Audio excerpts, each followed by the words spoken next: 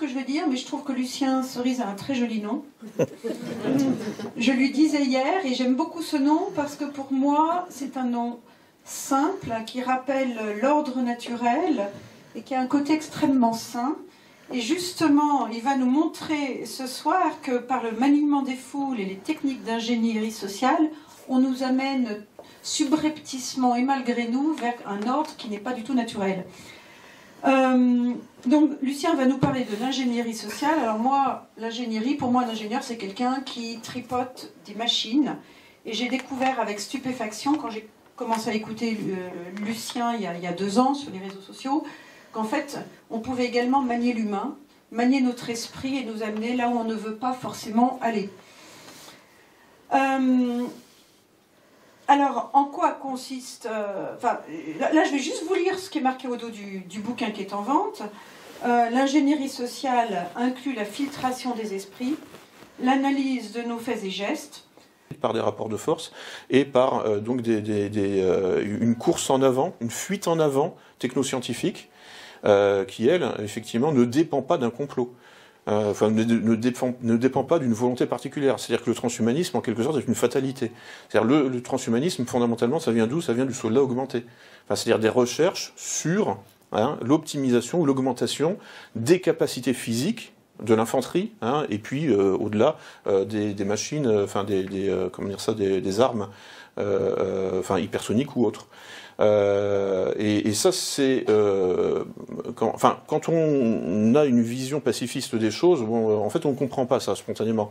Bon, après, bon, on peut avoir, il y a d'autres philosophies. Bon, moi, je suis plus adepte de la philosophie d'Héraclite, le polémos, le père de toutes choses, le combat est père de toutes choses. Ça va jusqu'à Nietzsche, au XIXe siècle. Mais bon, il y a plusieurs auteurs en fait. Il y a une tradition en fait de cette pensée qui n'est pas utopiste justement, c'est-à-dire qui assume en fait le conflit permanent, qui assume que le conflit soit le moteur de toute chose, et qui considère que effectivement, il y a un côté positif dans cette émulation permanente. Alors évidemment, il peut y avoir des dommages collatéraux, des effets pervers, des cercles vicieux, etc. Mais bon. Comme je vous ai dit, le pacifisme a aussi des effets pervers, à savoir justement un fantasme de dictature totale, c'est-à-dire de contrôle total, permettant d'en finir avec tous les antagonismes. Et là, en fait, je me répète, mais physiquement, vous sentez ce que c'est depuis mars 2020. C'est fondamentalement cette dictature du bien nous est imposée depuis mars 2020, et en fait le problème c'est que c'est pas fini, donc puisque l'OMS va travailler cette année sur le règlement sanitaire international, sur une réécriture du règlement sanitaire international pour centraliser encore davantage son emprise sur les politiques sanitaires de tous les pays du monde. Donc ça, c'est le gros travail qui nous attend, en fait, en métapolitique, dans tous les milieux de la réinformation, c'est de réinformer autour de nous sur ce qui se passe à Genève, dans les bureaux de l'OMS. Il y a un gros travail, effectivement, pour en finir avec la fragmentation du monde. Cette fragmentation, c'est-à-dire en fait la fragmentation du monde en États-nations, ou en fait en communautés distinctes les unes des autres, ayant chacune sa souveraineté. Donc ça, il faut savoir apprécier ça en fait. Effectivement, alors c'est à l'origine, effectivement, de la concurrence universelle qui induit cette course aux armements dont je parlais, parce que ces relations dans ce monde fragmenté ne sont pas toujours pacifiques, ne sont pas toujours diplomatiques, elles peuvent être conflictuelles. Mais bon. Il faut apprécier ça aussi. Il faut savoir. C'est-à-dire qu'en fait, maintenant vous avez le choix. En fait, choisis ton camp, camarade. Vous avez le choix entre le monde de Davos, le monde en fait parfaitement réglé scientifiquement, mais en fait invivable pour des êtres humains. Ce que vous avez senti physiquement pendant le confinement et pendant les mois et les années qui ont suivi, jusqu'au pass sanitaire, jusqu'au masque obligatoire, etc. Donc ça, c'est ce monde unifié, ce monde, invivable en fait pour des êtres humains, et qui en fait procède, qui essaye de s'imposer, qui essaye d'avancer au moyen de la ruse. parce que là, je vous ai décrit en fait la première partie de l'ingénierie sociale, en fait, hein, c'est-à-dire l'utopie, donc la reconstruction de la société, enfin, c'est-à-dire en fait le fait de considérer le lien social et la société comme un objet tridimensionnel, que l'on peut déconstruire et reconstruire à volonté. Hein, c'est le principe de la table rase. On va en finir avec le lien social traditionnel, on va le déconstruire, et puis parce que ce lien social est conflictuel, et puis on va reconstruire le lien social sur une base entièrement pacifiée, pacifiste, et donc non conflictuelle, en supprimant tous les antagonismes. Donc ça, c'est l'aspect constructiviste et utopiste de l'ingénierie sociale. Et puis donc, mais du fait que c'est invivable, enfin, je veux dire, ça provoque forcément des réactions, de l'instinct de conservation, parce qu'on n'est pas fait pour vivre dans ce monde totalement unifié, totalement robotisé. Eh bien, le pouvoir, enfin, les utopistes, ils sont obligés de passer par des stratagèmes. Et donc la deuxième jambe, en quelque sorte, l'ingénierie sociale avance sur deux jambes. Donc un projet scientiste, un projet d'organisation scientifique de la société, et la deuxième jambe, c'est un ensemble de stratagèmes pour faire passer cette organisation scientifique de la société, qui sinon, en fait, nous fait suffoquer. Et alors, il s'agit de fabriquer le consentement à la suffocation. En fait, c'est ça, en fait, la deuxième partie de l'ingénierie sociale, c'est-à-dire le piratage des esprits, vise à fabriquer le consentement au reniement de notre instinct de conservation. Alors ça marche très très bien sur certaines personnes en fait, qui se laissent en quelque sorte influencer par la parole d'autorité de l'OMS, par exemple, ou des médias de masse. Juste une petite parenthèse, beaucoup de gens parlent des médias mainstream en fait. Bon, moi je préfère parler des médias de masse. D'ailleurs, c'était l'expression en vigueur dans les années 80-90, puis en anglais les mass médias. Mais le terme de médias de masse me paraît en fait plus approprié que mainstream. En plus, c'est un anglicisme. Et puis en plus, il y a une petite connotation négative dans les médias de masse. Donc bon, c'est une manière d'envoyer un petit coup de pied à ces médias. Donc je milite pour en fait relancer l'usage de l'expression médias de masse à la place de médias mainstream. Alors il y a l'expression médias de grand chemin qui a aussi une connotation, évidemment c'est en référence aux bandits de grand chemin. Je crois que c'est Slobodan Despo qui avait lancé ça il y a quelques années.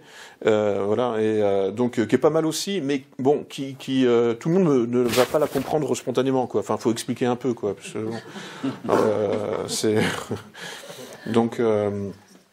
Où est-ce que j'en étais? Oui, voilà. Donc en fait, alors voilà, la deuxième partie de l'ingénierie sociale, en fait, c'est comment utiliser la ruse pour faire passer un projet parfaitement morbide, et en fait pour finalement inverser notre instinct de conservation, c'est-à-dire en fait nous faire fabriquer notre consentement au suicide.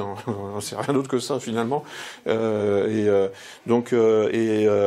là encore en fait, il ne faut pas en fait refouler en fait ces questions-là, parce que la ruse en politique, c'est pareil, ça remonte au grec. Ça commence avec le cheval de Troie, d'ailleurs qui est un terme en fait qui aujourd'hui est récupéré par les pirates informatiques. Vous avez déjà entendu parler de ça. En fait, c'est-à-dire que c'est un message qui va déclencher votre curiosité. Parce que c'est ça le cheval de Troie là dans la légende grecque. C'est un objet bizarre en fait, voilà, qu'on vous présente qui aiguise votre curiosité, et puis vous le faites rentrer chez vous, et puis bon là c'est fait, voilà, en gros l'ennemi est à l'intérieur. Sauf que c'est vous qui avez fait rentrer l'ennemi à l'intérieur. Donc l'ingénierie sociale à ce stade-là, c'est-à-dire la ruse en politique, ça consiste à fabriquer le consentement d'une cible, à vous ouvrir elle-même les portes de sa maison, ou les portes de son système de sécurité, quel qu'il soit, ordinateur, maison ou État-nation.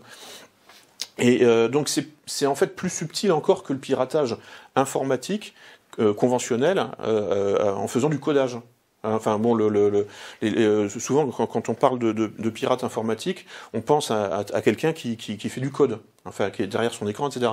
Mais alors, il y a le roi des pirates informatiques s'appelle Kevin Mitnick, il est mort l'an dernier, en juillet 2023, et lui en fait avait inventé, alors il faisait du code, c'était un informaticien, mais il avait inventé une méthode de piratage informatique consistant à pirater l'utilisateur de l'ordinateur. L'utilisateur de la machine, et non pas la machine elle-même. Donc en réalité, c'est du piratage psychologique, en fait. Hein. C'est finalement, en fait, il y a même plus besoin ensuite de parler de piratage informatique, finalement. Mais bon. En général, en fait, il s'amusait à pirater des systèmes de sécurité comme le Pentagone ou la CIA, et il a fait de la prison à cause de ça. En prison, donc, il s'est fait retourner, et il est devenu, évidemment, employé du Pentagone en sortant de prison. Voilà, et puis en faisant amende honorable, etc. Mais alors c'est lui, en fait, hein, qui s'est approprié la notion de social engineering pour qualifier, pour nommer sa technique de piratage psycho-informatique, puisque, de fait, finalement, on ne tape pas dans la machine. Enfin, on n'essaye pas de craquer le code de la machine, on essaye de craquer le code psychologique de l'utilisateur de la machine. Et en fait, en réalité, même là, ce que j'ai dit là, on n'essaye pas de craquer son code, puisqu'on essaye d'obtenir sa confiance, pour qu'il nous ouvre lui-même son système de sécurité. Donc on ne craque plus rien. Donc c'est sans effraction. Ça, c'est le génie pur, en fait, hein, de ce Kevin Mitnick.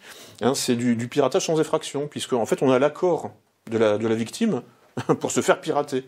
Alors, évidemment, ça s'appuie sur un abus de confiance et une usurpation d'identité. Hein, ça, c'est les deux piliers du social engineering, hein, de l'ingénierie sociale au sens de Kevin Mitnick. C'est j'usurpe l'identité de quelqu'un pour abuser de la confiance de quelqu'un d'autre. La technique la mieux connue, c'est celle du phishing, l'hameçonnage, hein, un exemple dont vous avez peut-être été victime vous-même d'ailleurs, en fait, hein, ou des proches, enfin vous en avez peut-être entendu parler, hein, c'est quelqu'un qui se fait passer pour votre banquier, qui vous envoie un message, enfin un email, et qui reproduit éventuellement le logo de la banque, de votre banque, hein, qui reproduit en fait tous les signes extérieurs, hein, de votre banque, pour justement usurper l'identité de votre banquier. Et dans le message, il vous dit il y a un problème avec votre compte. Est-ce que vous pouvez m'envoyer en fait votre mot de passe merci, etc. Et puis évidemment, il faut que en fait toutes les formulations soient très polies. Hein. Enfin, je veux dire, il faut gagner la confiance. Si vous éveillez la méfiance en ingénierie sociale, c'est fini. C'est-à-dire que en fait, il faut revenir plus tard. Donc voilà, donc il faut avoir un style en fait hein, administratif et voilà pour en fait ne pas éveiller la méfiance.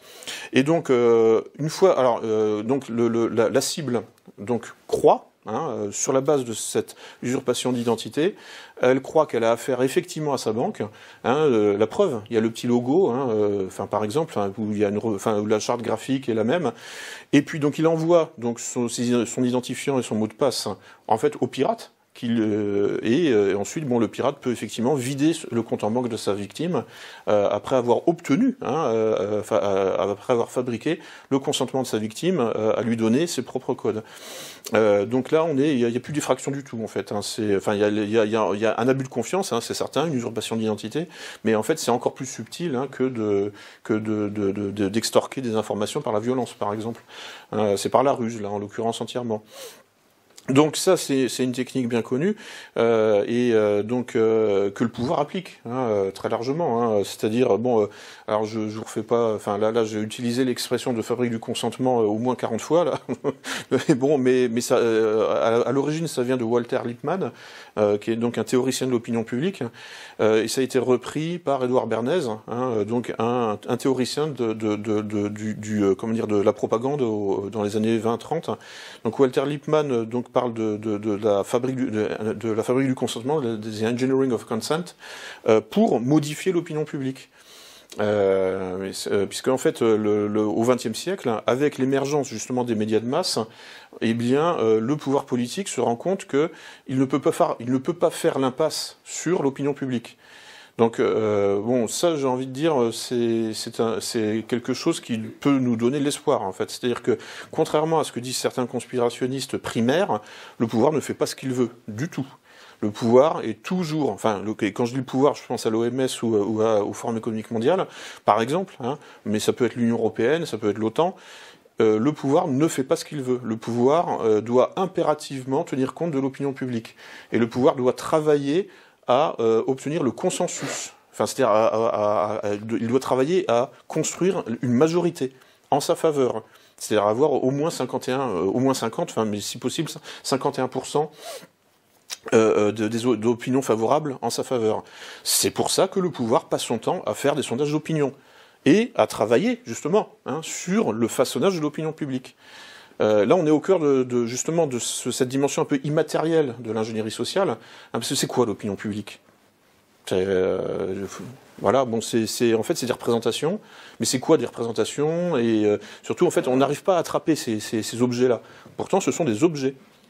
Et on peut les traiter comme des objets. L'opinion publique doit être traitée comme en fait un objet tridimensionnel. C'est-à-dire qu'en fait, bon, je critique l'ingénierie sociale, mais moi-même je la pratique. Enfin, c'est-à-dire qu'en fait, j'adopte un point de vue effectivement matérialiste en quelque sorte sur l'opinion publique et sur les idées. Et donc, la deuxième fois que j'ai entendu parler d'ingénierie sociale, après mes études de philo et Karl Popper, c'était en 2005 à la Société francophone de mémétique, et qui peut-être avez-vous déjà entendu parler de mémétique ou de mèmes. Alors les mèmes maintenant, en fait, c'est très célèbre. En fait, c'est en fait des contenus visuels essentiellement sur Internet. Ça c'est la définition courante. Mais à l'origine, ça vient d'où ? Ça vient de quoi ? Ça vient de Richard Dawkins, biologiste britannique, qui en 1976 invente l'analogue du gène dans le domaine culturel. Donc le gène est une unité d'information naturelle, et Dawkins propose son équivalent, le mème serait ou est une unité d'information culturelle. Alors c'est à géométrie variable, en fait, il y a plusieurs échelles, ça peut être effectivement un slogan, par exemple, mais ça peut être aussi en fait une œuvre, par exemple, en fait, quand on dit Platon, justement, par exemple, bon, tout de suite on voit un ensemble, une nébuleuse en fait d'idées, et il y a une dimension mémétique là-dedans.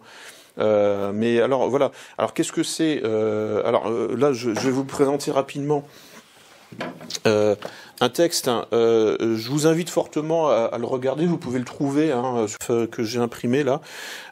Et c'est un tutoriel de mémétique militaire. Alors ça, c'est pour vous dire qu'en fait, ça intéresse des gens, très sérieux, puisque ça intéresse la DARPA. Ça, c'est un document de la DARPA. La DARPA, c'est l'unité de recherche et développement du Pentagone. Alors évidemment, donc les militaires s'intéressent à la propagande de guerre, je veux dire depuis toujours. Comment, encore une fois, fabriquer le consentement à ses propres offensives, ou justement comment réussir en fait à convaincre que, au contraire, on est sur la défensive, etc. Parce que faut toujours occuper la place de la victime. Ça peut être utile.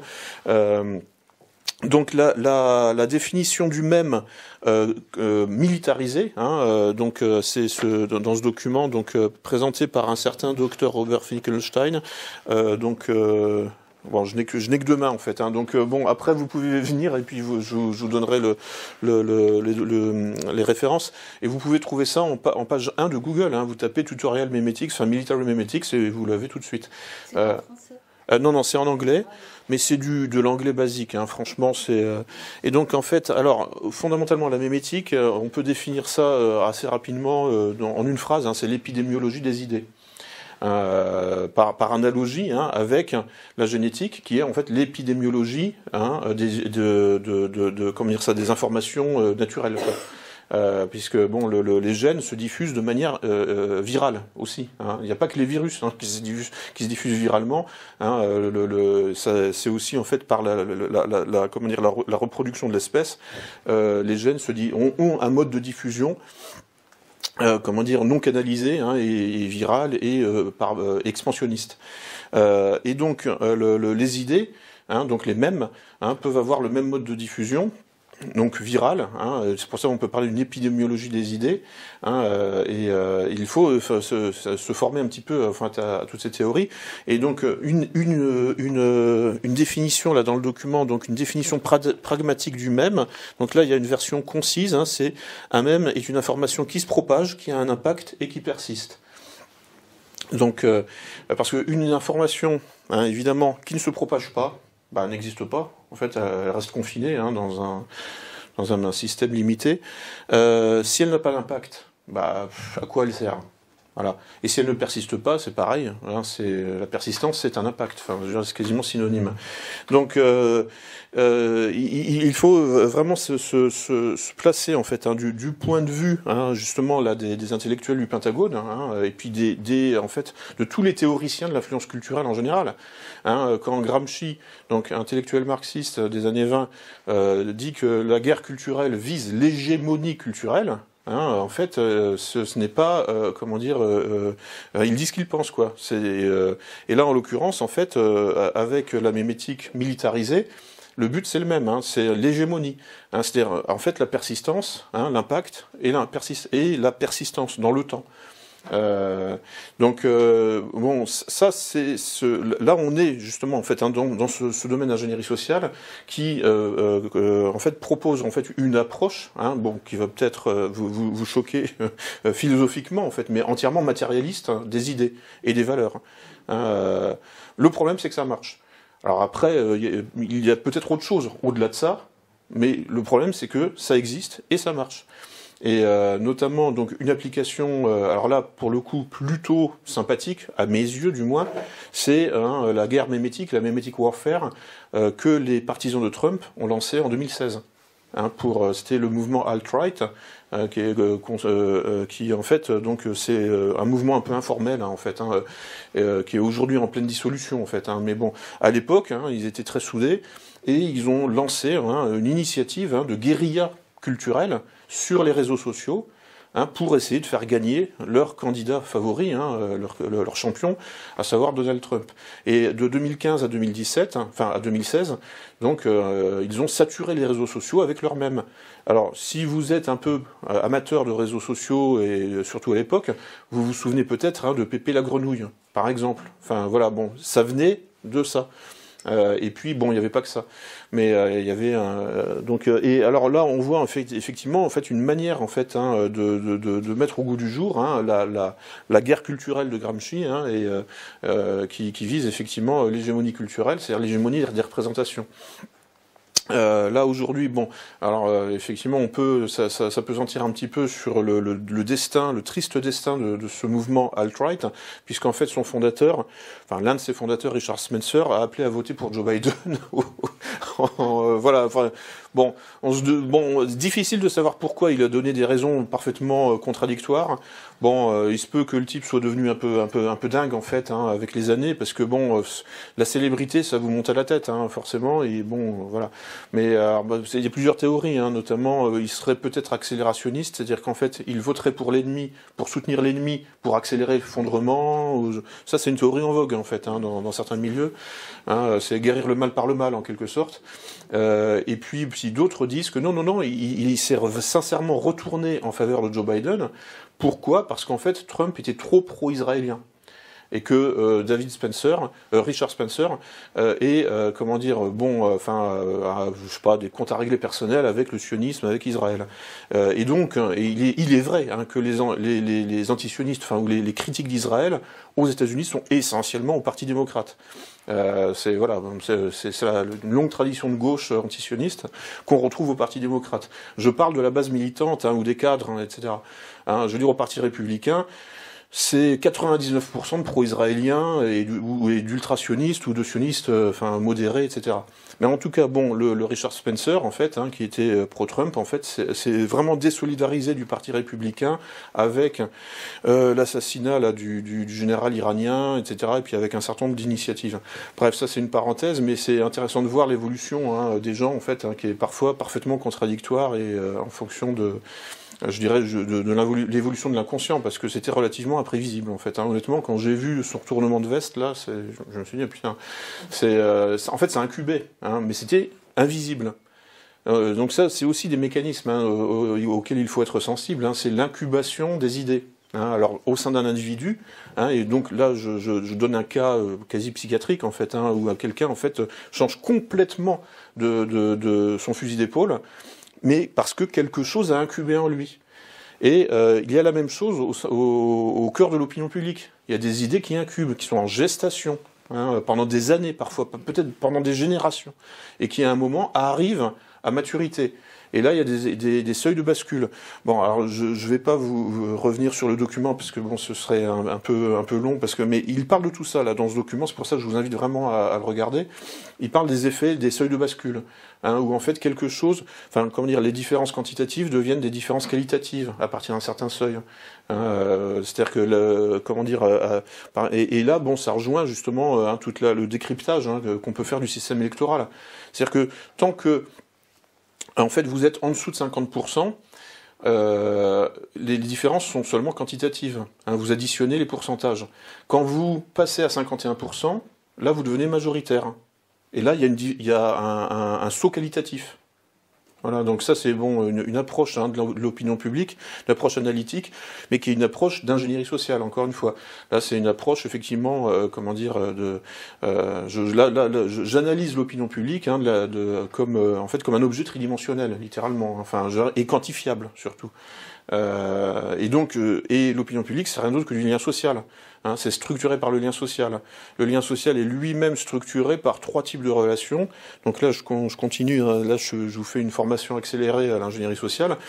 En fait, pour devenir vous-même des ingénieurs sociaux ou des spin doctors, c'est-à-dire des experts en retournement de l'opinion publique ou de l'opinion d'autrui, en fait, il faut donc effectivement se rendre maître de 3 types de relations. C'est la confiance, la méfiance et l'indifférence.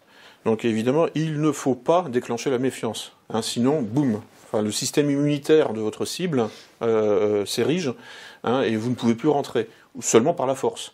Donc là, c'est raté, puisque le but, là, au contraire, c'est justement de faire s'ouvrir le système, comme le cheval de Troie a fait s'ouvrir Troie, par curiosité ou éventuellement par simulation. Donc voilà, donc il faut effectivement éviter la méfiance. Enfin, il ne faut pas déclencher la méfiance. En revanche, il faut effectivement obtenir la confiance de votre cible pour qu'elle s'ouvre à vous. Et puis ensuite, voilà, en fait, c'est la moitié du travail déjà accompli. Ensuite, le but, c'est que vos mots deviennent les siens. C'est-à-dire, si vous arrivez à mettre dans la bouche vos éléments dans la bouche de votre cible vos éléments de langage, c'est bon, c'est gagné. Parce qu'en fait, tout repose sur les éléments de langage, c'est-à-dire sur le langage. Et donc sur les mêmes, c'est-à-dire sur l'information culturelle. Et les slogans. Par exemple, un slogan, c'est une arme de guerre, de guérilla culturelle. Parce qu'avec une phrase ou deux, un bon slogan, c'est 2 phrases au maximum, eh bien, vous pouvez retourner quelqu'un. Ça peut marcher, c'est-à-dire et après il faut qu'il y ait parfois une rencontre, c'est-à-dire en fait justement quelqu'un est en évolution, donc il y a des idées qui incubent dans son inconscient, et en fait là il faut être attentif à l'inconscient d'autrui et à l'inconscient collectif pour savoir justement utiliser les bons éléments de langage au bon moment pour qu'il y ait un déclic. Là il y a 2 courbes qui se rencontrent en fait, mais c'est exactement le même phénomène qu'un psy avec son patient. Le psy doit être attentif à l'inconscient qui s'exprime de manière symptomatique dans le discours du patient, et le psy, c'est un peu la méthode psychanalytique, il doit en fait à intervalles réguliers savoir pointer du doigt, savoir mettre des mots sur le symptôme du patient. Donc le psy écoute, et puis de temps en temps, il dit une petite phrase qui a l'air anodine, mais qui en fait a pour fonction de déprogrammer le patient. Parce que bon, le patient subit sa propre programmation, donc programmation névrotique par exemple, c'est-à-dire rapport de force avec les parents, etc., mauvais souvenirs de l'enfance. Donc il subit sa programmation, donc le but du psy, c'est justement en fait de trouver les failles dans le programme, donc de repérer en fait les bugs en fait, ou les erreurs de programmation, pour en fait les exploiter, mais il faut les exploiter avec tact. C'est-à-dire que pour devenir un bon spin doctor, il faut être un bon psychologue, et un bon psychologue, c'est quelqu'un qui a du tact, c'est-à-dire en fait qui, finalement, laisse son patient, en quelque sorte, faire l'essentiel du travail, mais qui va l'aider, un peu comme la méthode des nudges. Vous avez peut-être entendu parler de ça, en fait, c'est l'incitation bienveillante. Donc ça, c'est encore une technique d'ingénierie sociale, inventée par Cass Sunstein, qui était un conseiller d'Obama, qui a inventé le concept d'infiltration cognitive des réseaux sociaux. Comment, en fait, dans les années, je crois que c'était en 2008, il avait écrit un article là-dessus pour dire bon, on a un problème avec les forums de discussion. Bon, en 2008, on parlait pas encore trop des réseaux sociaux, on parlait des forums de discussion. Et il dit oui, parce qu'il y a une contestation de la version officielle du 11 septembre qui est en pleine expansion sur les forums de discussion. Et donc ça leur posait un vrai problème. Et donc l'article s'appelle Conspiracy Theories. Et donc la question que se pose Cass Sunstein à l'époque, c'est comment en finir en fait avec ces théories du complot qui remettent en question la version officielle du 11 septembre. Bref, il propose, il dit il va falloir faire de l'infiltration cognitive des forums de discussion. Bref, aujourd'hui, on parlerait plutôt des réseaux sociaux. Mais là, récemment, donc, il s'est approprié aussi une théorie qui s'appelle, une théorie justement de l'influence comportementale. C'est la théorie des nudges, qui consiste en fait à procéder de manière graduelle, en fait, sans violence, voilà. Et en fait, bon, ça c'est vraiment l'univers dans lequel on vit, en quelque sorte, c'est-à-dire cet univers de ruse permanente et d'incitation. C'est-à-dire que ensuite, en gros, vous avez tous les groupes gauchistes qui ont beau jeu de dire oui, mais voilà, il y a des pays autoritaires, mais nous on est en démocratie, mais voilà, et en fait on lutte contre le retour de l'autoritarisme dans nos démocraties. En réalité, en fait, les démocraties sont tout aussi planifiées et tout aussi structurées que les régimes autoritaires, sauf que en fait sauf que au lieu d'utiliser le bâton, le pouvoir utilise la carotte. Donc c'est tout le capitalisme du désir. Ça c'est un livre de Jean-Claude Michéa, si je me souviens bien. Et c'est-à-dire que tout repose sur la carotte, sur donc la récompense. Ce qui est un principe de conditionnement classique en fait. C'est le chien de Pavlov en fait. C'est ça en fait. La psychologie du conditionnement qui apparaît dans les années début XXe siècle, dans les années 1920, travaille entièrement sur le stimulus récompense. Et en fait nous sommes dressés comme des animaux, littéralement en fait quand on nous promet d'être un bon citoyen, je sauve des vies, etc. parce qu'on porte le masque, en fait il y a une gratification narcissique, chez certaines personnes en tout cas, mais disons que c'est une récompense, c'est une carotte en fait, et l'individu qui porte le masque, qui a du plaisir à porter le masque. Non, mais parce qu'il y en a plein en fait, ça se voit. Je veux dire, ils sont heureux de porter le masque. En réalité, signifie quelque chose. Il envoie un message. Là, je pense que Laurent Mukieli pourrait en parler aussi très bien, quoi. C'est-à-dire en fait toute la sociologie du masque, ou la sociologie, je dirais, des mesures sanitaires, par exemple. Il y a une sémiotique des mesures sanitaires. Moi, je me souviens, là, pendant le confinement, donc en France, oui, vous êtes en France. Hier, j'étais à Genève, donc c'est bon. Mais bon, vous vous souvenez en fait des applaudissements. Voilà, alors tout le monde se sentait obligé d'applaudir à la fenêtre, pour montrer que voilà, je suis quelqu'un de bien. En fait, c'était ça le message que on s'envoyait mutuellement là, en fait, d'une fenêtre à l'autre. Moi, j'y ai participé. C'est par pure démagogie, parce que j'avais une. Bref, je vous dirai pourquoi, mais j'y ai participé à reculons, évidemment, mais je le faisais quand même un peu comme ça, mais c'était un calcul d'intérêt personnel, en fait, par rapport à... Non, mais je vous le raconterai en privé, voilà, si ça vous amuse, Mais et puis je le faisais 30 secondes et puis après j'arrêtais, évidemment, mais c'est juste pour montrer, mais en fait je suis tombé dans le panneau quand même, puisque de fait j'ai participé à cet épisode de folie collective de cette façon-là. J'y ai participé en sachant que pour moi c'était en fait une ruse de guerre en quelque sorte, je veux dire, et puis c'était par rapport à des voisins, etc. Voilà, c'est en fait je suis en région parisienne, mais il y a des ambiances de village en fait, dans certains quartiers, et voilà, il faut calculer un petit peu les rapports avec les voisins. Bref, parfois non, mais voilà, c'est Et donc en fait voilà, et là j'ai vu aussi comment finalement le conformisme et puis les calculs d'intérêt personnel m'ont fait participer à cet engrenage de maladie mentale, en fait, de folie collective. Et après on comprend aussi tous les engrenages décrits par Hannah Arendt ou d'autres en fait qui aboutissent en fait à des régimes totalitaires où en fait les gens finalement finissent par dire quand ils sont dans leur procès, je n'ai fait que mon travail.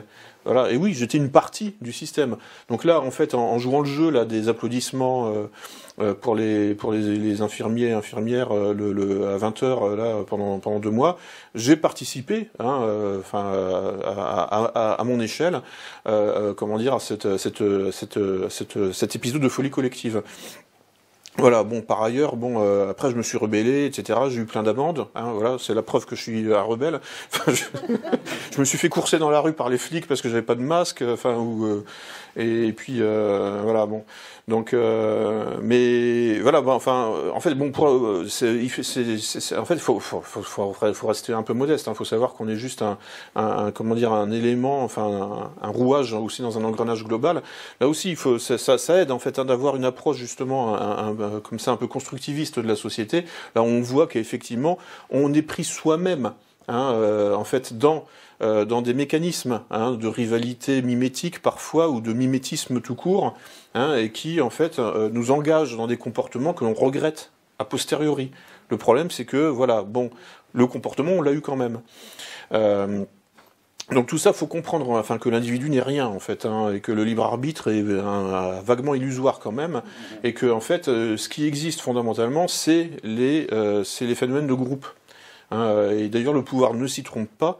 Le pouvoir chasse en meute, et de toute façon, le pouvoir s'intéresse à l'opinion publique.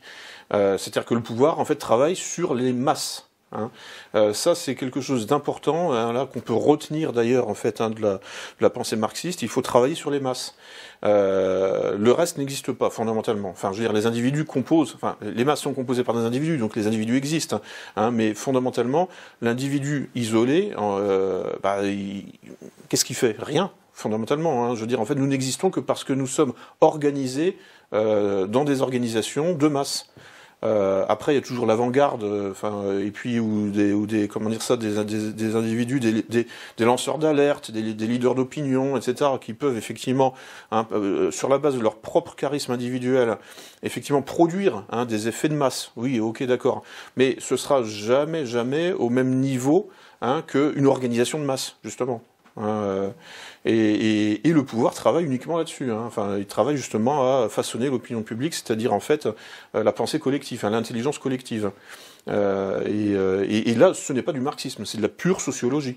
Donc ça, c'est voilà. Bon, ça c'est des remarques que je peux faire sur ces questions d'ingénierie sociale appliquées là pour le coup, avec des exemples concrets, sachant qu'en fait ça repose essentiellement sur en fait l'art oratoire, c'est-à-dire que puisque on est dans le domaine de l'épigénétique, puisque comme je reviens sur Richard Dawkins, donc qui en fait a produit sa théorie des mèmes, qui serait en quelque sorte en fait l'analogue du gène mais dans le champ culturel, parce que en fait les idées ne se déploient pas, ne se développent pas sur une base génétique, elles se déploient sur une base épigénétique, dont les modes de développement peuvent ressembler à un déploiement épidémiologique de type génétique, mais c'est pas exactement la même chose. Cela dit, en fait, comment dire, il y a des points communs, évidemment. Mais la différence, en fait, c'est que comment dire, la mémétique et l'épidémiologie des idées s'appuient donc sur le langage, c'est-à-dire en fait sur un phénomène qui s'appelle l'arbitraire du signe. Il y a un célèbre genevois du nom de Ferdinand de Saussure qui a inventé la linguistique diachronique et qui a bien montré qu'en fait il n'y avait pas de relation naturelle justement entre le signe et l'idée. Enfin, le signifiant, c'est-à-dire en fait les mots que vous entendez là, et l'idée. C'est un rapport toujours conventionnel. Par exemple, l'idée de chien, par exemple, ou l'idée de table, s'exprime avec des mots différents en fonction des langues du monde. Donc il n'y a pas de relation naturelle. S'il y avait une relation naturelle, nous utiliserions tous sur Terre le même mot pour désigner l'objet table. Voilà, bon, bref, ça c'est juste une parenthèse, mais ce caractère conventionnel du signe se fait que, le mode de propagation des idées ou des mèmes n'est pas exactement le même, justement, que le mode de propagation des gènes, enfin, c'est-à-dire des informations naturelles. Alors, ça a l'air un petit peu théorique et un peu loin, en fait, de nos préoccupations du quotidien, mais c'est très important. Ça veut dire que une idée fausse peut avoir plus de succès qu'une idée vraie. C'est-à-dire que, en fait, une idée ou un mème, enfin, une idée peut avoir du succès en étant totalement détachée du réel, à cause de ce caractère conventionnel de l'idée, enfin du signe en fait, et donc de la propagation langagière des idées. Et ça c'est aussi quelque chose alors dont il faut s'imprégner, c'est que en fait le faux peut avoir plus de succès que le vrai. Et c'est précisément là-dessus que travaille l'OMS en ce moment, avec le concept de médecine prédictive. Donc je vais conclure là-dessus en vous donnant un cas concret, justement, c'est-à-dire qui est la médecine prédictive, qui est en fait l'analogue de la justice prédictive. Je ne sais pas si ça vous dit quelque chose, qui a entendu déjà parler de ça. Bon, alors la justice prédictive, en fait, est introduite en France depuis une vingtaine d'années par un fameux criminologue du nom d'Alain Bauer, qui était, par ailleurs, grand maître du Grand Orient de France. Mais bon, ça n'explique pas tout. Ne tombons pas dans le conspirationnisme primaire. Mais bon, enfin, en tout cas, voilà. Et donc, la justice prédictive, en gros, c'est quoi ? Bon, vous avez peut-être déjà entendu parler de ce film, Minority Report. Enfin, ça consiste en fait à arrêter. Comment ? Pardon. C'est une nouvelle de Science Fi, il me semble, au départ. Oui, c'est ça. C'est en fait un texte de Philippe K. Dick, auteur de science-fiction. Que je vous recommande d'ailleurs parce qu'en fait il a traité de notre société avec 50 ans d'avance en réalité. C'était pas de la science-fiction en fait, c'est de la science tout court, enfin c'était de l'anticipation, voilà. Le terme d'anticipation finalement est mieux adapté, parfois d'ailleurs utilisé pour qualifier la science-fiction, mais bon, là en fait c'était vraiment de l'anticipation. Et donc cet écrivain de science-fiction Dick était fasciné par la dialectique du réel et du virtuel, et comment en fait le virtuel peut l'emporter sur le réel dans certains cas, et notamment par la justice prédictive qu'il met en scène dans le texte là qui a été porté au cinéma par Steven Spielberg, si je me souviens bien, dans un film intitulé Minority Report, et qui met en scène effectivement une forme de droit, enfin une application du droit par anticipation. C'est-à-dire qu'on vous arrête avant que vous ayez commis un délit, mais parce que vous risquez de commettre ce délit. Enfin, vous voyez le caractère diabolique de la chose, en fait. Il y a une forte présomption, une forte probabilité pour que vous commettiez un délit. Par exemple, il y a 99% de chances que vous commettiez un délit, donc on va vous arrêter avant que vous le commettiez. Mais vous ne l'avez pas commis. Un des outils de ça, c'est la Mivilude. Là ? Mivilude. Ah oui, par exemple, oui. Enfin, je pense qu'ils sont là-dedans, oui, effectivement, oui. Mais ça, c'est une transgression des principes de base du droit. C'est-à-dire, en fait, l'administration de la preuve. Donc, il faut bien que l'acte délictueux ait été accompli. Parce que sinon, en fait, si on vous arrête avant que vous ayez commis l'acte délictueux, comment administrer la preuve ? On peut administrer simplement, en fait, un taux de probabilité d'accomplir l'acte. Mais le droit est fondé sur deux choses, c'est l'individualisation de la peine et l'administration de la preuve. C'est-à-dire l'acte accompli, quoi, en fait. Enfin, on ne pénalise que des actes accomplis. La justice prédictive essaye d'en finir avec ça, puisque en plus, avec la notion donc de population à risque, qui est au centre de la justice prédictive, on en finit avec l'individualisation de la peine. Et en fait, il y a un transfert de compétences qui est en train de se faire aujourd'hui dans les milieux médicaux, enfin et à l'OMS, pour en fait faire la même chose, et donc d'où ce concept de médecine prédictive, qui vise en fait à finalement soigner les gens qui ne sont pas encore malades. Enfin, en tout cas, leur appliquer En fait, c'est ce qu'on a vécu en fait avec les mesures sanitaires par anticipation, pour nous empêcher d'être malades. Et donc c'est pour ça que les bien portants ont été enfermés comme les malades. Hein, c'est Thierry Messant qui avait enfin vous connaissez donc le géopolitologue là, le réseau Voltaire, qui en fait, enfin on est, enfin c'est bien, je sais bien que j'en parle ici vu la ville, enfin où on est, enfin bref donc et qui a nommé son site là en hommage hein, donc à Voltaire, hein. Bref à l'esprit critique etc blablabla. Et puis donc mais en fait il disait oui voilà en fait c'est la première fois qu'on enferme les bien portants. Enfin, c'était en 2020, il avait écrit un article. C'est vrai que ça a fait tilt, quoi. Mais en fait, il avait montré que, en fait, c'était des méthodes inspiré par le Pentagone en fait, qui avait été déjà appliqué, je sais plus quoi, pendant la Deuxième Guerre mondiale, où en fait comment dire, l'armée des États-Unis avait enfermé sur son territoire un certain nombre de gens, mais par anticipation pour les, je sais plus, enfin bon, bref, là mes souvenirs, je me lance sur un truc, mes souvenirs sont plus très frais là-dessus, donc je vais revenir à mon argumentation principale.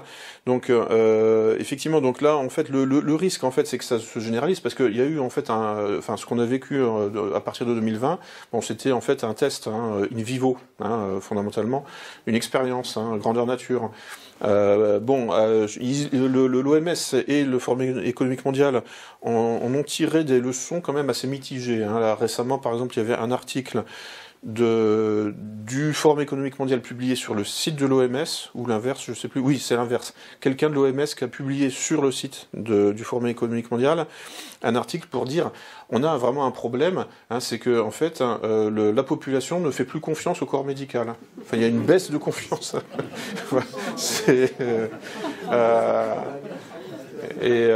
Bah oui, évidemment, oui.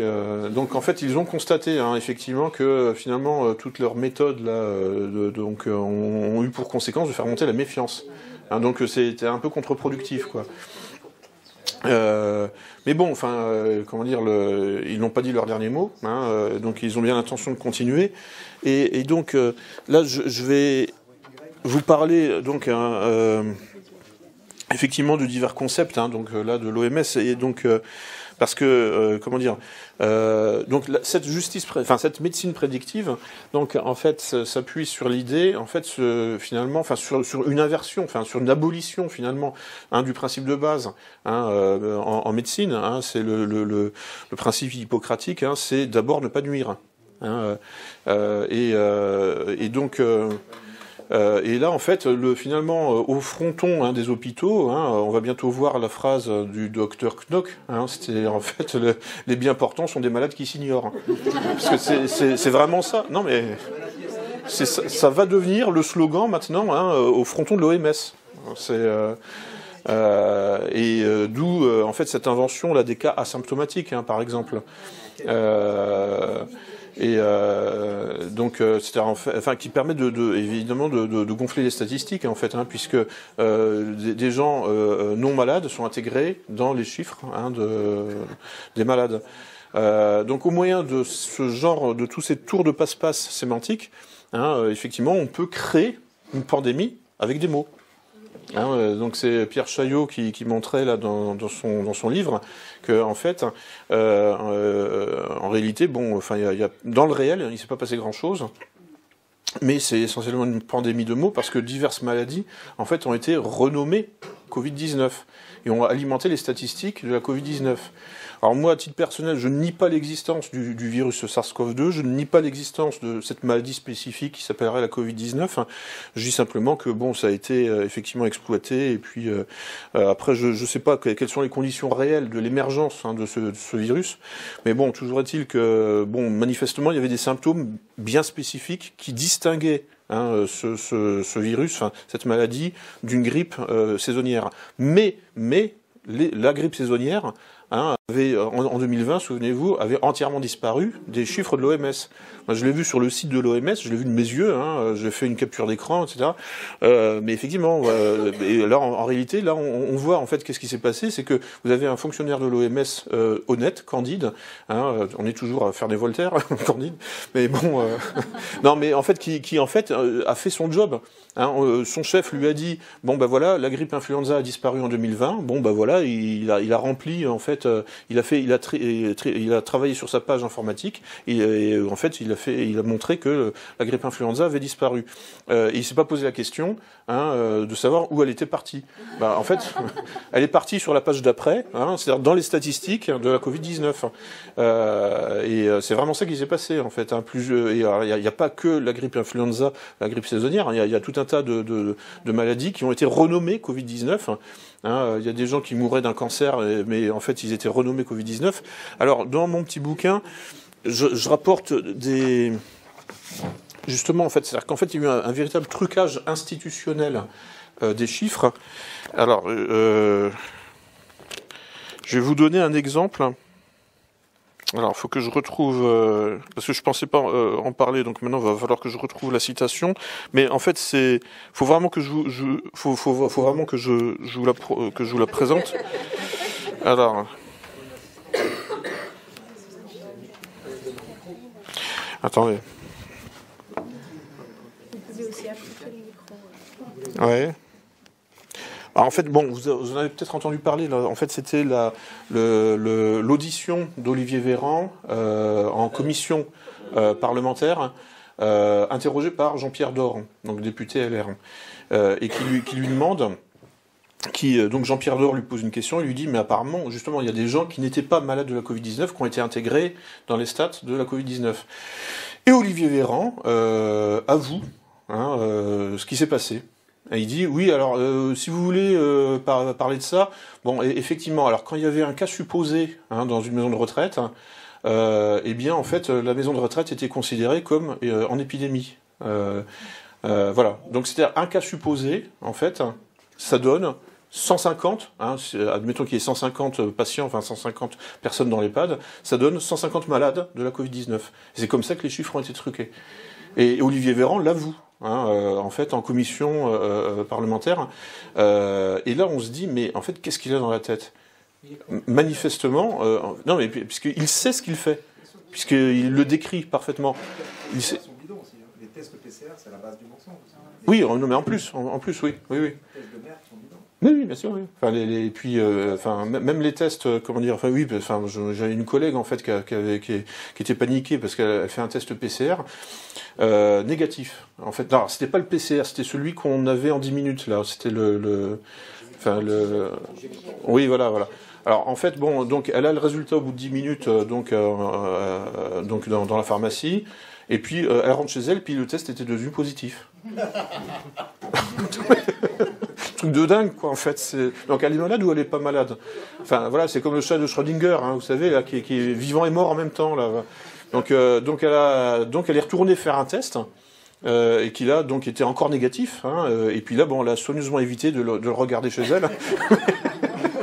Au cas où il aurait changé encore, en fait, elle l'a regardé, mais le lendemain, parce que bon, elle était curieuse quand même. Donc, et puis là, il était resté négatif, ce coup-là. Alors, en fait, bon, moi j'ai quelqu'un de proche qui travaille dans Big Pharma, et qui m'a dit, oui, mais en fait, ça peut être à cause de la température ambiante. En fait, non, mais tout simplement. C'est-à-dire que le résultat du test peut changer d'une heure à l'autre, en fonction, en fait, de l'environnement, en fait, et en fonction de la température. Ok, d'accord. Bon, donc c'est de la merde, en fait. C'est rien. C'est du pipeau complet, quoi. Et ça, c'était le test antigénique, oui, voilà. Et les PCR, bon, oui, on sait qu'en fonction, en fait, du paramétrage, on a un résultat positif ou négatif. Voilà, enfin, c'est classique, en fait. En fonction de votre grille de lecture, vous obtenez tel ou tel résultat. Bon, il y a le même problème, c'est un problème, ça, classique, en épistémologie ou je sais pas quoi, mais bon, là, en fait, on a exactement le même phénomène. Et Véran, alors ? Vous étiez sur Véran ? Oui. Qui sait ça et vous vouliez dire quelque chose ? Oui, qui sait, et puis et ça ne produit rien d'autre dans son esprit, en fait. C'est-à-dire qu'en fait, j'avoue en fait, comment dire, une limite, comment dire, intellectuelle. Je n'arrive pas à comprendre comment il fonctionne. Non, mais c'est une anomalie. C'est en fait un aveu complet. Oui, nous truquons les chiffres. Puisque un cas supposé devient 150 de 150 cas réels. Mais il y a quelqu'un qui a dit ça aussi en Suisse allemande, je crois, et qui a avoué que c'était justement pour que les gens soient plus vigilants, qu'on avait truqué les chiffres pour que vraiment ça se dégrade pas. Oui. D'accord. Oui. Hein Ouais, Il y a eu c'est ça en à un Suisse, moment. c'est un gars en Suisse qui a dit ça. Ouais. Oui, alors donc là, en fait, il donne Il a une voulu explication. la pédagogie Voilà, ok. Il a été Bon. derrière Voilà. ça. Non, mais Voilà. ça va être Le but, c'était Mm. que les gens soient plus vigilants. Oui. Pas un côté jubilatoire pour ces gens à nous balancer les vérités en disant de toute façon ils ne peuvent rien nous faire. Non, c'est trop risqué là, parce que là, c'est au vu et au su de tous et dans un environnement institutionnel. Donc il y a quand même un gros risque.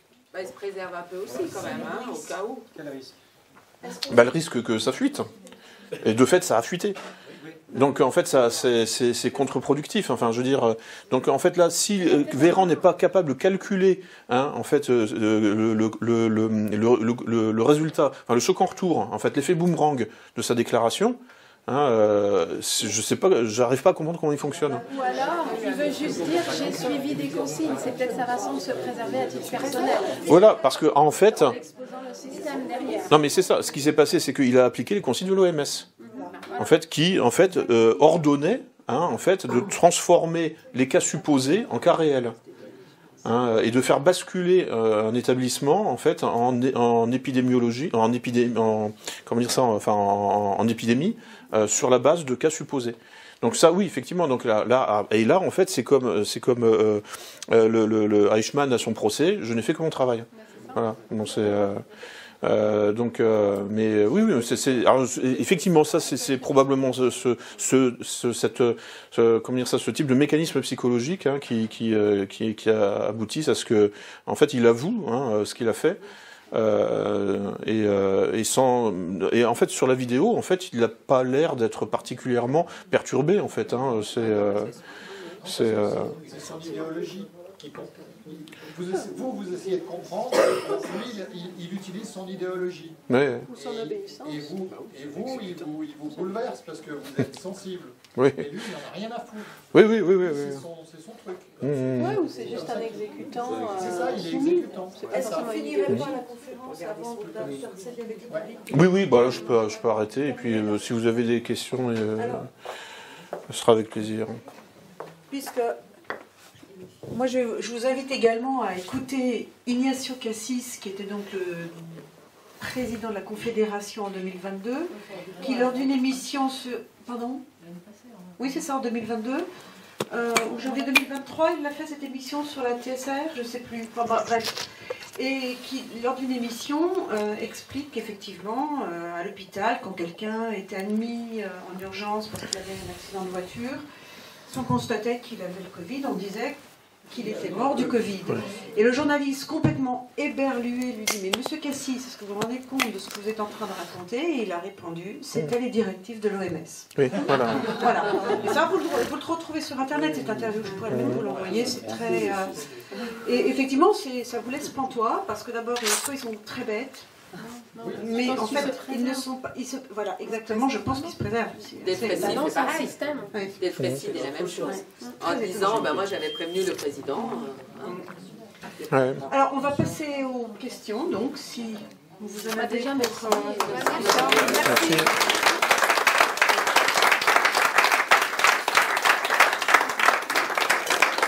Très intéressant comme d'habitude. Est-ce que quelqu'un veut prendre le micro? Non, mais sans micro, ça ira Sans bien. micro, ça va? On en est à quel niveau en Chine? Oui. Bah alors justement, j'ai des sources là sur ces questions-là. Sans distanciation sociale, sans masque, sans rien. Donc là, c'était en fait un message envoyé par une partie de l'État profond chinois pour dire c'est terminé, on passe à autre chose. Le problème, c'est qu'il y a une autre partie qui a repris le contrôle de la situation, les cas asymptomatiques. Donc officiellement, le gouvernement chinois laissait tomber cette notion. Les cas asymptomatiques intégrant les cas contacts. Là, ce qui permet en fait, d'attraper un maximum de poissons dans le filet. Donc, le gouvernement chinois a laissé tomber les cas asymptomatiques et les comorbidités, pour comptabiliser seulement les morts réelles du coronavirus, ce qui aboutissait. Alors, tenez-vous bien. à 5242 décès en Chine. Depuis le début de l'épidémie en 2019.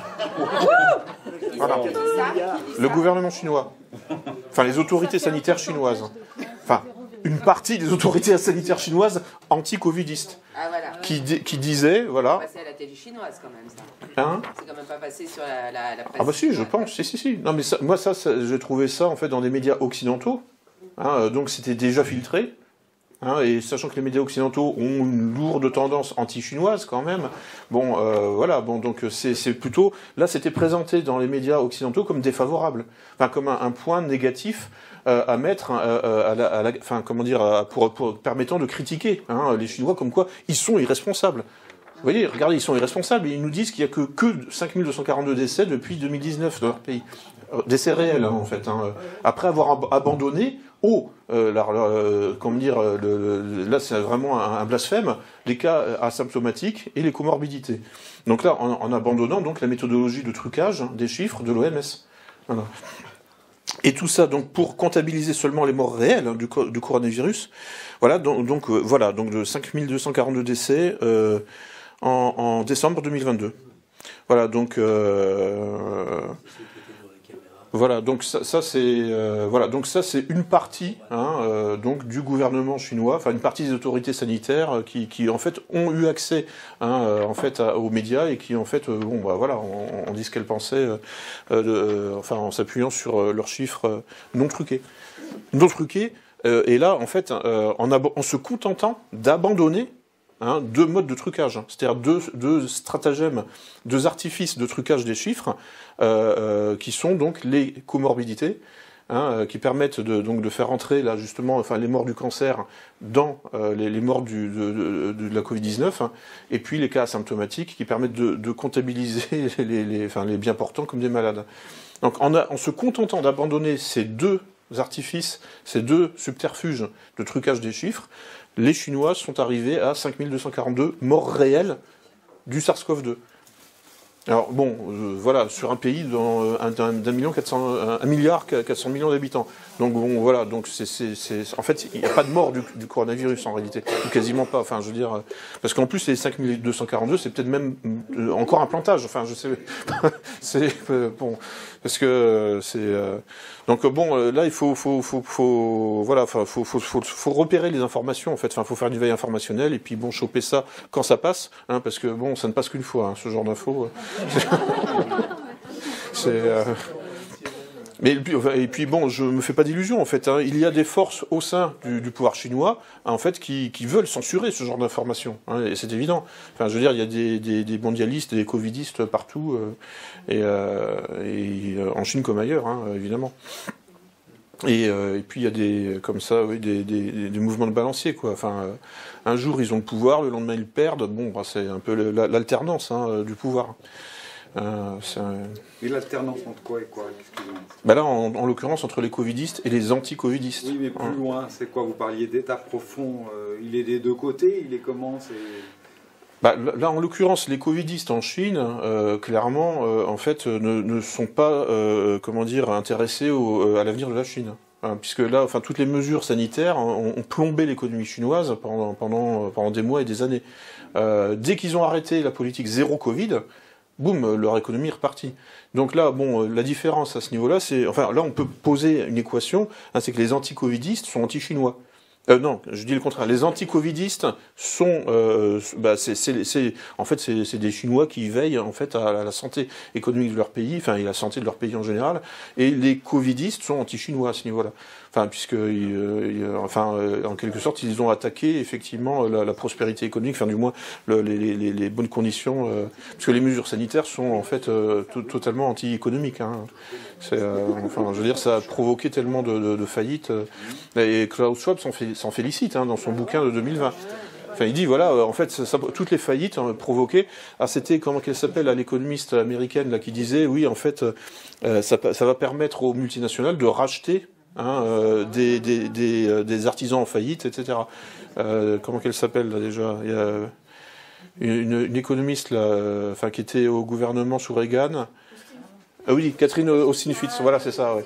qui a fait des révélations vraiment, en plus parfaitement, sourcées, rationnelles, quoi. Effectivement, tous les liens là entre cette espèce de crise économique provoquée par les mesures sanitaires.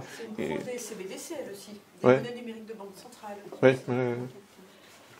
Qu'est-ce que vous pensez de cette lecture qui veut que le Parti communiste ait utilisé justement les mesures sanitaires pour écraser une certaine bourgeoisie chinoise pro-occidentale, notamment au moment des émeutes à Hong Kong et aussi ensuite toute la zone finalement la plus thalassocratique en quelque sorte de la Chine. Parce qu'il y a cette lecture-là aussi en fait. Donc, Alors c'est possible. C'est-à-dire qu'en fait la crise sanitaire, enfin la pseudo-crise sanitaire, enfin la crise médiatique en réalité, est un outil de conflictuel en fait, qui peut être utilisé par tout le monde dans un sens comme dans un autre.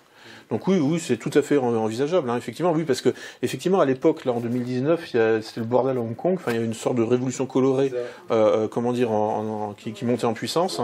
Et effectivement, ça a permis d'en finir radicalement avec ça. Donc effectivement, oui. Moi, j'ai compris en fait. J'ai vu en fait. Vous voyez, parce que en fait, l'état profond, on le perçoit pas directement. Par contre, on perçoit des symptômes.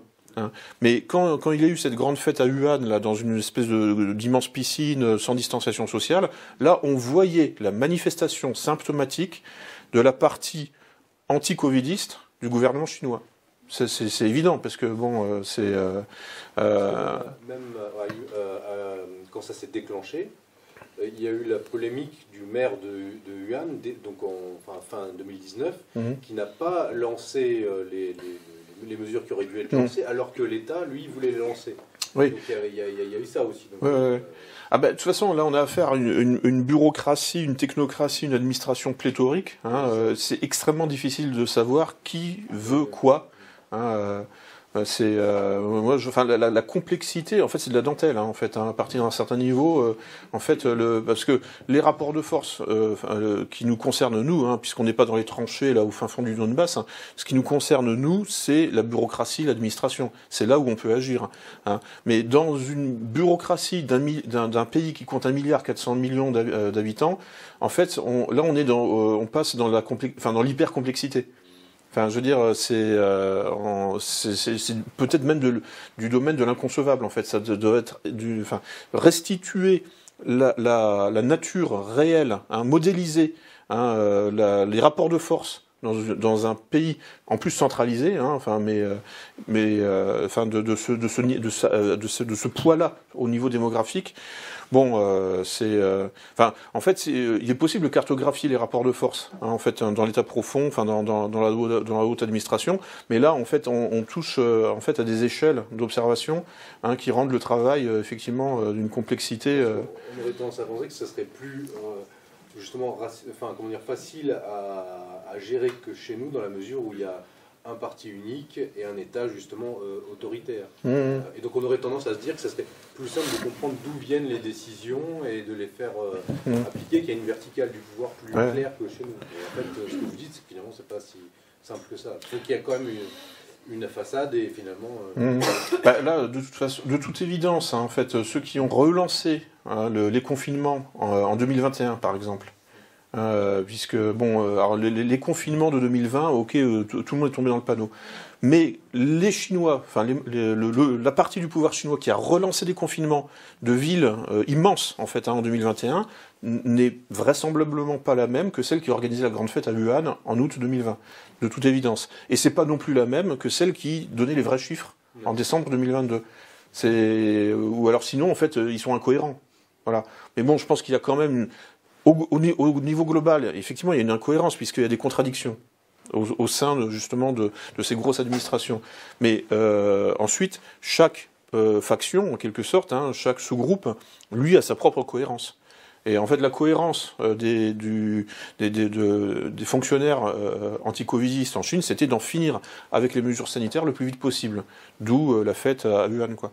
Mais ensuite, bon, après, là on dit que oui, les élections sont truquées en Chine, mais il y a quand même une alternance du pouvoir, de toute évidence. Hein, et puis en fonction aussi de l'échelle, enfin en fonction du niveau dans la hiérarchie. C'est-à-dire qu'effectivement, un gouverneur local peut interférer avec des décisions données à Pékin. Et ainsi de suite. Enfin voilà, il y a tout un tas de rapports de force comme ça en fonction de la position hiérarchique. Et ça, bon, pour vraiment restituer ça, il faut être sur place. Hein, et puis il faut avoir des informations. Enfin moi, je suis pas sur place. Moi, j'ai des informations donc de sources secondaires. Donc de gens qui vivent en Chine ou qui voyagent entre l'Europe et la Chine et qui connaissent bien ce pays. Bon, voilà, je ne peux m'appuyer que là-dessus, en fait. Hein. Et là, j'ai des informations contradictoires. Donc... Moi, j'ai une question. Une question. Avez-vous une hypothèse sur l'ingénierie sociale qui pourrait nous tomber sur la tête en 2024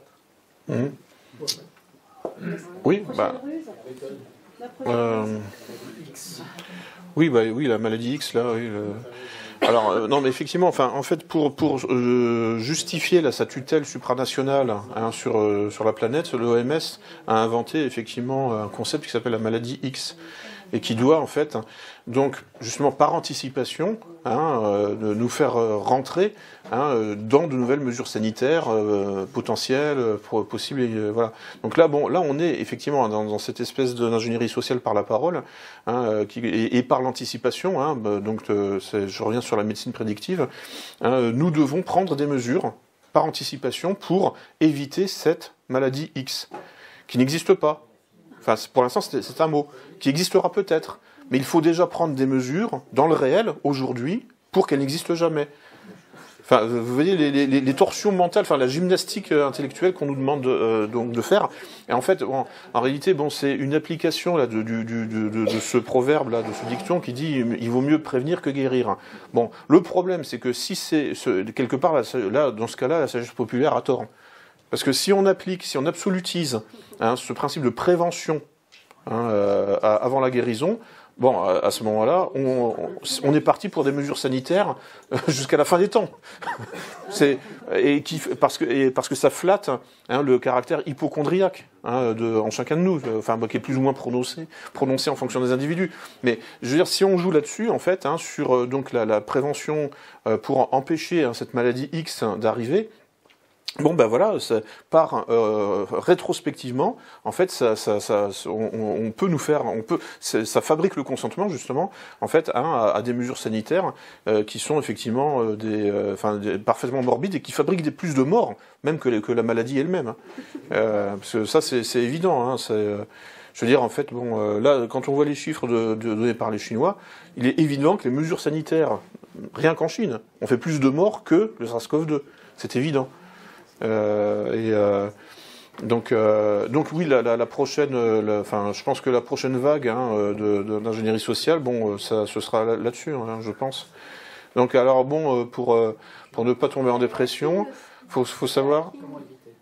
Klaus Schwab, il en parle pas mal, le hacking aussi, de dire qu'on va se faire hacker de manière. Oui, voilà. C'est aussi, je pense, une prochaine. Voilà. Et c'est d'ailleurs, et en fait, cette anticipation du hacking global est une forme de hacking, puisque on nous pirate en nous faisant peur avec les pirates. Non, mais c'est. Oui, puis en fait le blackout, etc. Tous les risques sur la cybersécurité, etc. Effectivement, alors il y a des risques, oui, il y a des risques, voilà. Mais le problème c'est que si vous voulez, tout miser sur la prévention peut avoir en fait, c'est quelque part c'est une ruse extrêmement difficile à contourner, puisque comment critiquer le principe de précaution? En réalité, parce que c'est ça en fait, c'est tout miser sur des mesures à prendre avant le problème, sans attendre que le problème existe réellement.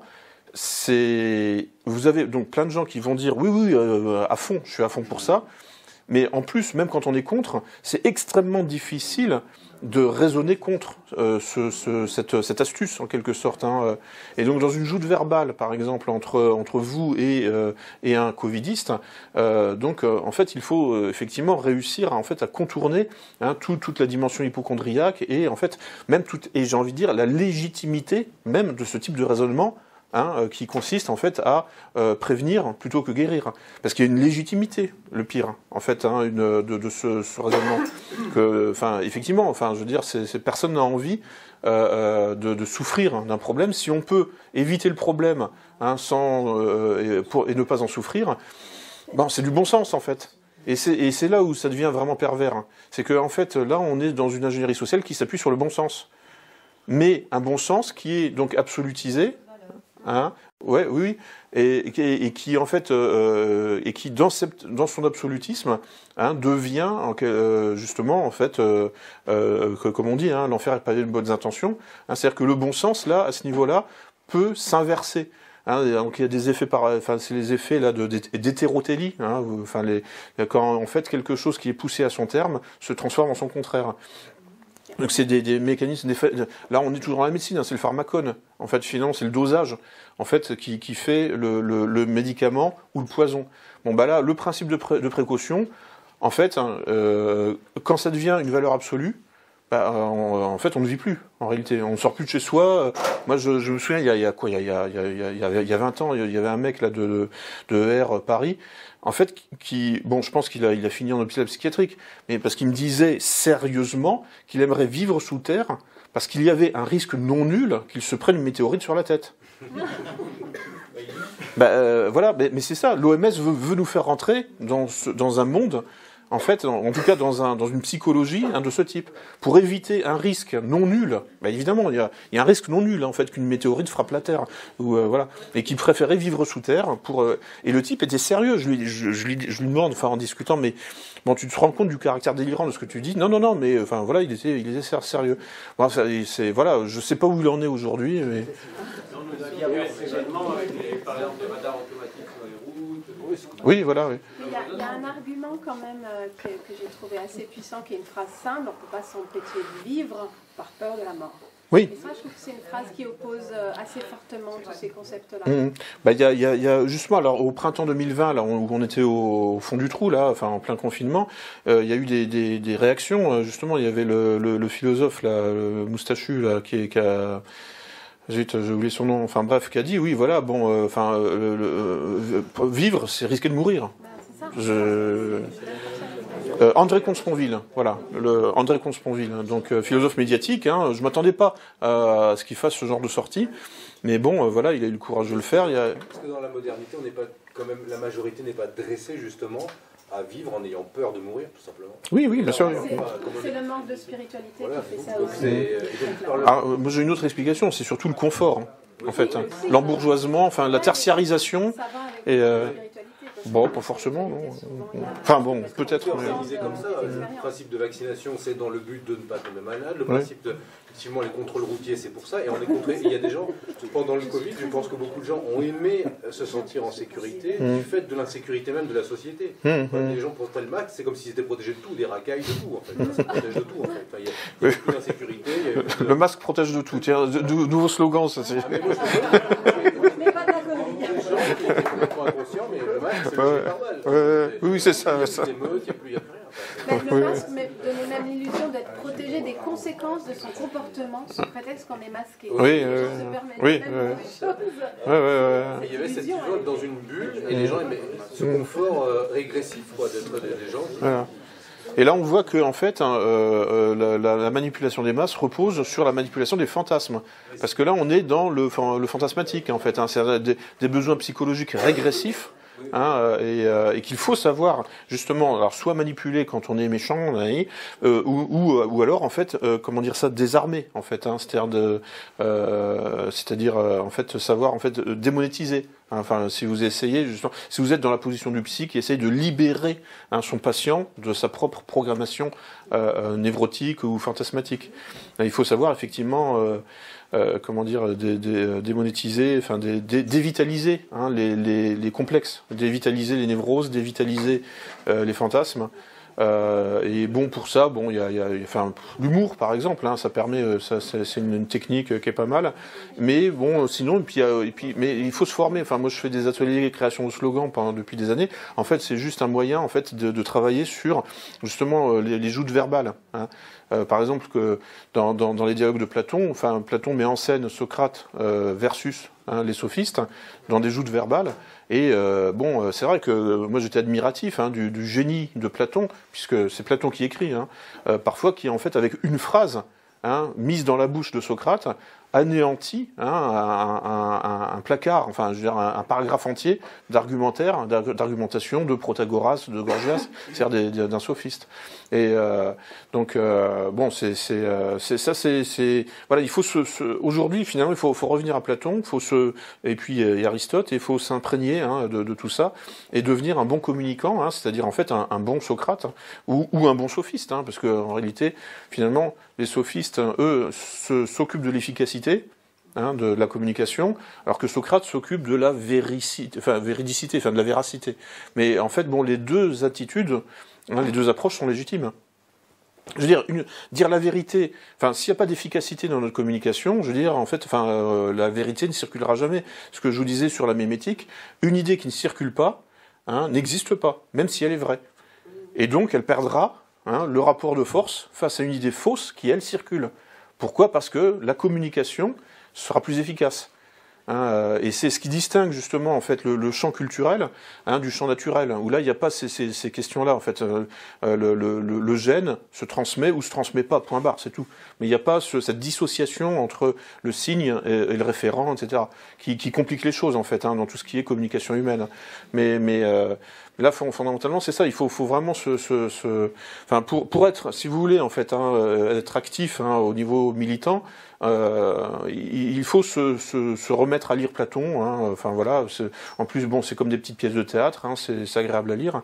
Et puis là, vous mettez l'ambiance. Hein, non mais en sachant que effectivement le sophiste hein, a sa légitimité, hein, comme Platon, hein, enfin comme Socrate, je veux dire. Ben, sauf qu'ils ont des exigences différentes. Il y en a un qui cherche la vérité, l'autre qui cherche l'efficacité. Et voilà. Donc bon. Est-ce qu'il y a une dernière question ? Oui, vous avez commencé une phrase, vous n'avez pas terminé. Vous avez dit pour ne pas finir déprimé, pour ne pas tomber en dépression, il faut épier. Oui. Alors attendez, je sais plus. Une fin positive. Par exemple, oui, voilà. Attendez, pour ne pas tomber en dépression. Alors, qu'est-ce que j'avais dit avant ? Je me souviens plus de ce que je dis. L'efficacité, quand même, ouais. sociale, etc. Mais avant, vous avez voulu grosso modo en disant oui. L'efficacité qui était limitée, quand même, ou qui n'avait pas assez fin. Vous n'avez pas dit. Oui. C'est par rapport à quoi ? À la maladie, c'est le foie. Oui. C'était la prochaine manipulation. Qu'il y avait une forme de pas tomber en dépression. Ah oui, ça y est, je me souviens, oui, voilà. Alors il faut regarder en fait, effectivement, en fait, les mouvements anti-OMS, en fait, hein, en fait, il y a une levée de bouclier au niveau international, notamment en Afrique noire, hein, et ça se réveille en Russie, hein, lentement. Hein, en fait, disons que les Russes ont un tel complexe d'infériorité par rapport aux Occidentaux que pendant des années, ils étaient très heureux d'être à l'OMS et d'être des bons élèves hein, du mondialisme, etc. Donc ils ont du mal, là ils se poussent au cul depuis 2022 parce qu'ils ont été virés, la Russie a été virée du Forum économique mondial, donc bon voilà, là maintenant ils n'ont plus grand chose à perdre, quelque part ils n'essayent plus hein, de jouer au bon élève du mondialisme à l'occidental.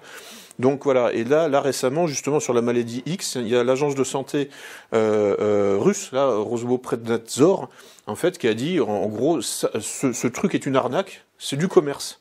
C'est Big Pharma qui en fait, infiltre l'OMS, hein, c'est le lobby pharmaceutique qui infiltre l'OMS et qui essaie de nous faire croire, en fait, qui essaie en fait de gouverner par le chaos ou de gouverner par la peur, hein, en nous faisant trembler hein, à l'idée d'une maladie X, mais c'est pour vendre des médicaments, etc.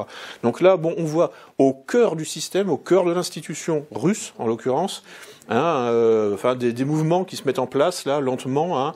Il y avait aussi le Piotr Tolstoï, là, le vice-président de la Douma, qui disait, bon, en 2022.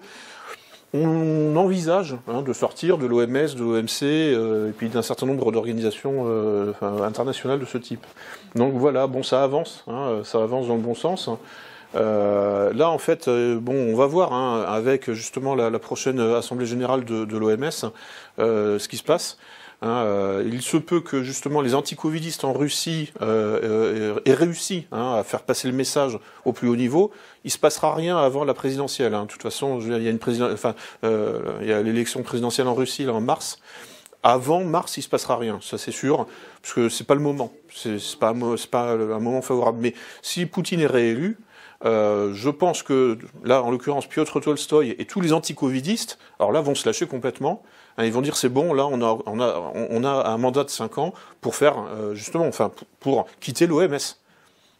On peut avoir une bonne surprise, quitter l'OMS ou alors peser en fait pour que le règlement sanitaire international ne soit pas réécrit comme les covidistes le veulent, enfin comme les globalistes le veulent. Parce que bon, à la limite, on peut neutraliser l'OMS tout en restant dans l'OMS. Enfin, on s'en fout. Enfin, je veux dire, en fait, l'OMS c'est une coquille vide si on veut. On peut je pense qu'il est techniquement possible de la neutraliser de l'intérieur, en fait. L'Occident est prêt à aller contre ces dispositions?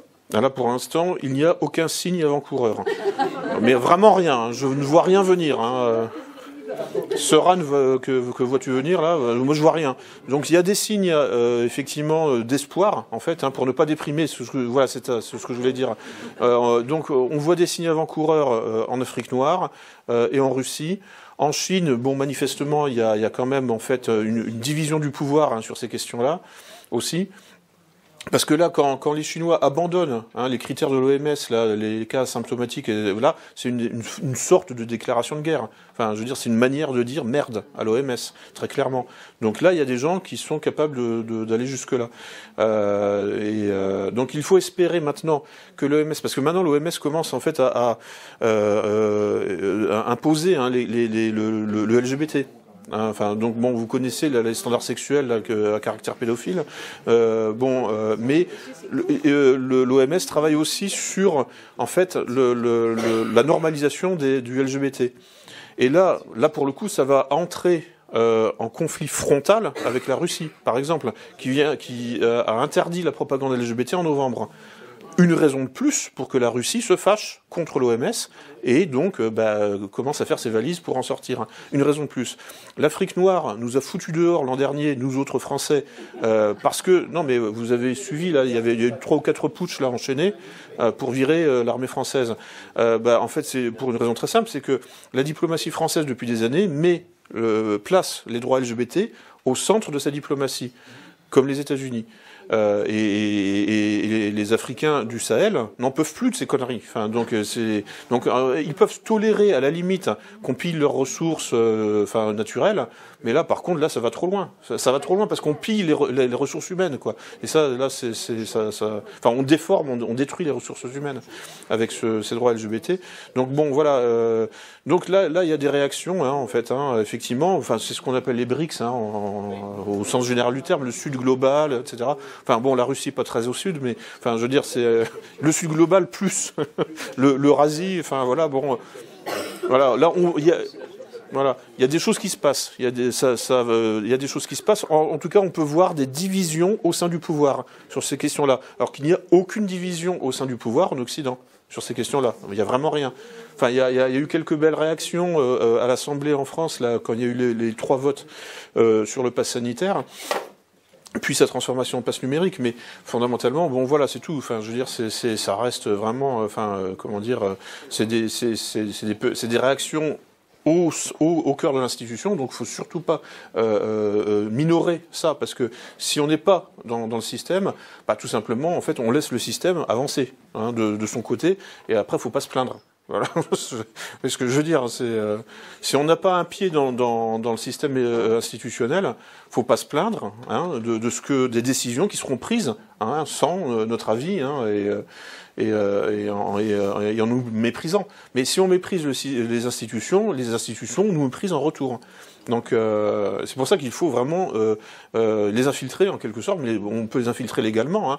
Pas besoin de monter des réseaux, je sais pas quoi, des trucs, des opérations clandestines. On peut les infiltrer légalement en commençant par les municipalités, donc prendre le contrôle des mairies, etc. On commence petit, on reste modeste, puis après on arrive à l'Élysée, quoi. Mais c'est ça des stratégies de long terme et voilà. Eh bien, merci beaucoup. Merci.